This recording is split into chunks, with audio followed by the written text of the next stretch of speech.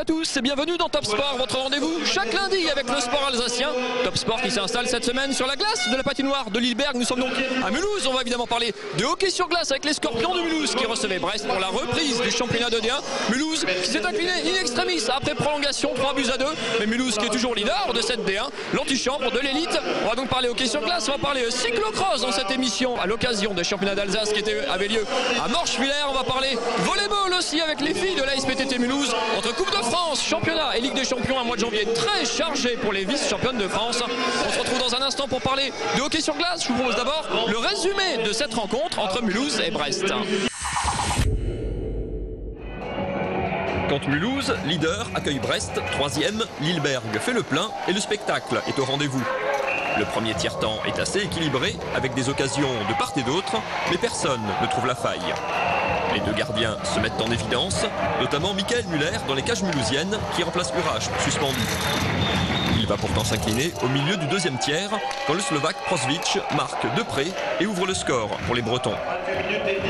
Les Scorpions encaissent le coup et vont le payer cher. 20 secondes seulement après l'engagement, Rubin dévie un lancer lointain de Henbert.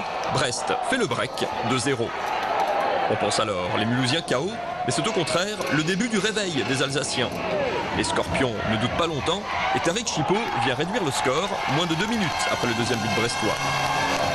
Les Mulhousiens vont alors mettre leurs pattes sur le match, les vagues rouges déferlent, les occasions se multiplient, sans succès. Au début du troisième tiers, c'est finalement le capitaine Julien Aubry qui arrache l'égalisation après un cafouillage et tout Lilleberg sent que le match va basculer. Mais Brest tient bon et emmène les Orinois en prolongation. En double supériorité numérique, Mulhouse ne marque pas et sur un contre, Parde glisse le palais sous la botte du malheureux Michael Müller. Le palais a bien franchi la ligne et Brest s'offre sur le fil sa revanche du match aller. Et on commence donc cette émission avec Julien Aubry, capitaine déçu et un petit peu marqué quand même de cette équipe de Mulhouse. Julien, perdre comme ça après prolongation sur un but un petit peu limite, c'est dur, très dur pour le moral. Ouais, c'est dommage, c'est dommage. On avait beaucoup de monde à la patinoire ce soir. On a vraiment bien joué, on a dominé, on a eu des occasions en or à la fin et malheureusement ça n'a pas concrétisé. On a une double supériorité. Là en mort subite, on la concrétise pas, on prend un but un peu bizarre. Voilà, c'est comme ça, c'est vraiment dommage. Mais on peut quand même être fier du match qu'on a fait parce qu'à 2-0 c'était pas évident. On a quand même réussi à revenir. Et puis vraiment de pas grand chose on perd ce soir, mais c'est bon pour l'avenir, c'est bon. Oui, parce que malgré cette défaite, vous restez leader de cette première division. Vous êtes leader d'ailleurs depuis la première journée. C'est une surprise quelque part pour ce groupe de se retrouver si haut et dans la durée comme ça, malgré la défaite de ce soir. Ouais, c'est clair parce qu'en début d'année l'objectif c'était de faire les playoffs. Au fur et à mesure des matchs, les victoires sont accumulées. On s'est retrouvé premier. On a réussi à battre Brest chez eux. Enfin, les favoris, on les accrochait, on les battait. Là ce soir, on n'a encore pas rougi. On prend un point quand même. On reste premier, on a de l'avance.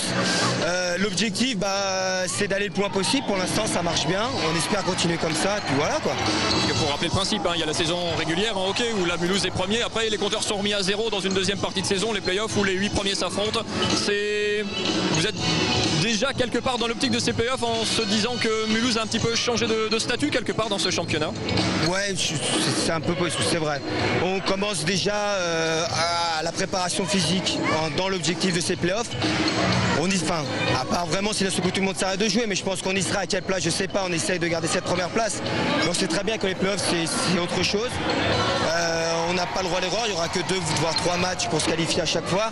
Donc on commence déjà à y penser, on commence déjà à s'y préparer à l'entraînement, que ce soit là en match, essayer des combinaisons pour plus tard.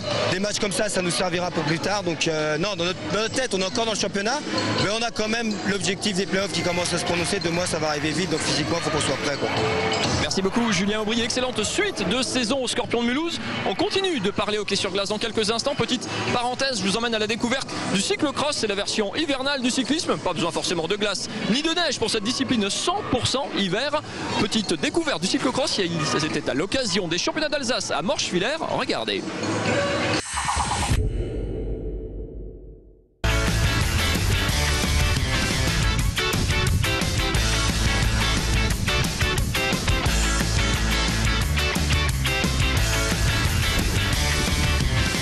C'est devenu Tradition, l'hiver, c'est le cyclocross qui occupe le devant de la scène du vélo. Le principe, une course limitée par sa durée sur un circuit qui mélange portions sur route et chemins sur herbe ou sur terre.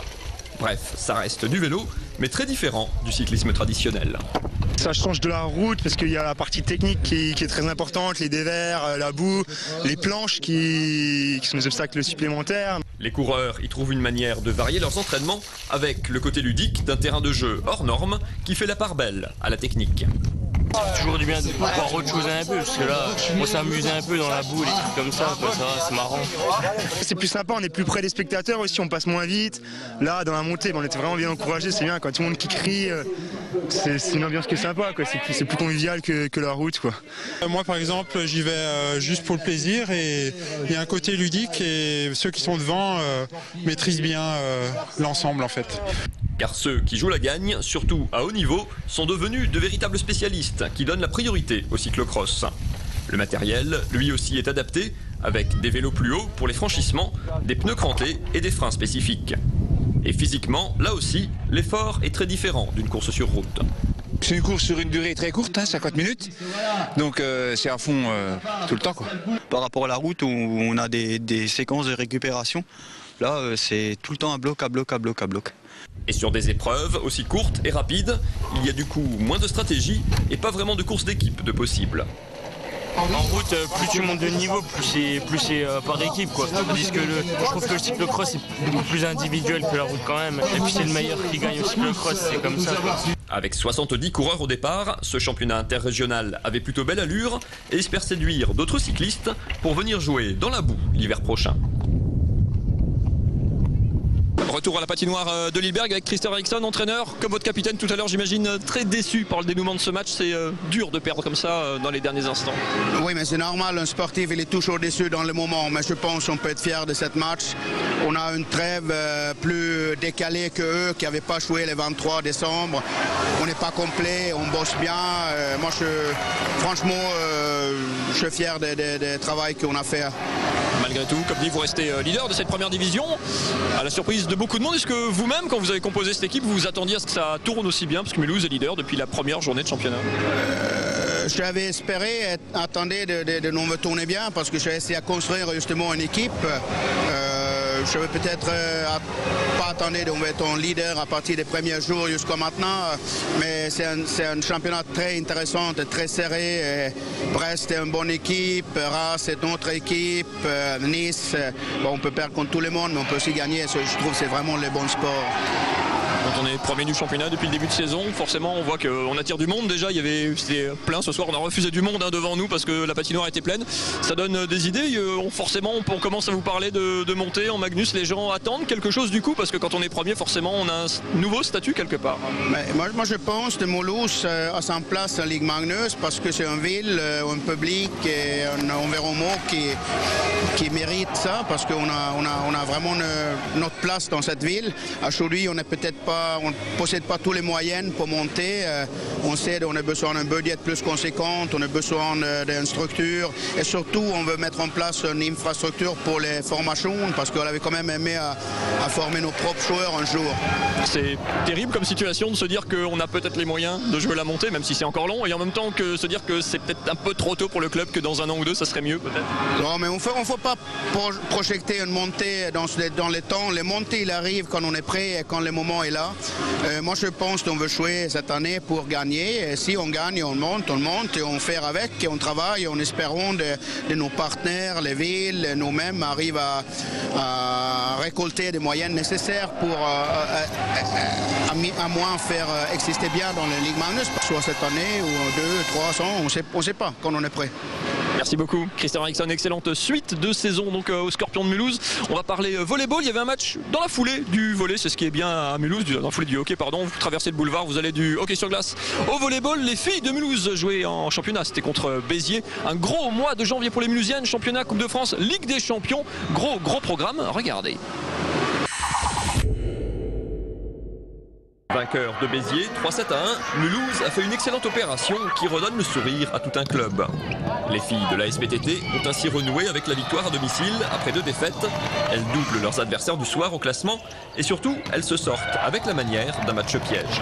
On récupère notre 2e place et ça c'est important pour notre morale et voilà, on n'aimait pas regarder le classement en nous voyant à la 4e place. La trêve nous a fait du bien, on a pu réfléchir à tout ce qui s'est passé et à se dire qu'on n'est pas une équipe lambda qui joue le milieu de tableau, on est là pour aller jusqu'en finale. Parmi leurs bonnes résolutions, les Mulhousiennes ont décidé de se lâcher un peu plus en 2012 et surtout de ne pas attendre d'être menées 1 ou 2-7-0 avant de commencer à jouer comme ça a trop souvent été le cas fin 2011. Contre Béziers, Mulhouse a gagné un premier set pour la première fois depuis bien longtemps et s'est enfin lâché en attaque. On a osé, on s'est pas retenu, on n'était plus en attente. Voilà, je pense que c'est ce qu'il faut faire, il faut avoir de l'agressivité, de la hargne. Et voilà, contre des équipes comme ça passera. Notre plus gros problème, je pense que c'est nous-mêmes, il faut qu'on apprenne à oser. Quand on ose, quand on joue, quand on ose, on a un super niveau. C'est tout. Donc je veux dire, il faut arrêter de se poser des questions et croire en nos capacités et ça va aller tout seul. Déjà vainqueurs à Nantes en Coupe de France le mercredi précédent, les Mulhousiennes se sont donc remises dans le sens de la marche après une fin d'année compliquée. Battues par Dresde en Ligue des Champions, les Mulhousiennes ont laissé passer une chance presque unique de sortir de la phase de poule. Au-delà des résultats, c'est aussi de la cohérence dans son jeu et une certaine identité que les Orinoises veulent retrouver. On veut redonner une autre image de cette équipe de Mulhouse qui a d'autres valeurs que celles qu'on a pu montrer. On a eu une période très difficile au mois de décembre, cette désillusion peut-être en Coupe d'Europe Dresden, Nantes juste avant. Donc c'est sûr qu'on a besoin de se reconstruire et pour se reconstruire il faut gagner, c'est tout. Avec un match tous les 3 jours pendant 2 semaines, les Mulhousiennes vont avoir l'occasion d'appliquer toutes ces bonnes intentions. Si les matchs contre Istres et Aix en championnat sont tout à fait dans leurs cordes, il faudra sortir un exploit historique à Istanbul ou contre Bakou pour espérer poursuivre l'aventure en Ligue des Champions.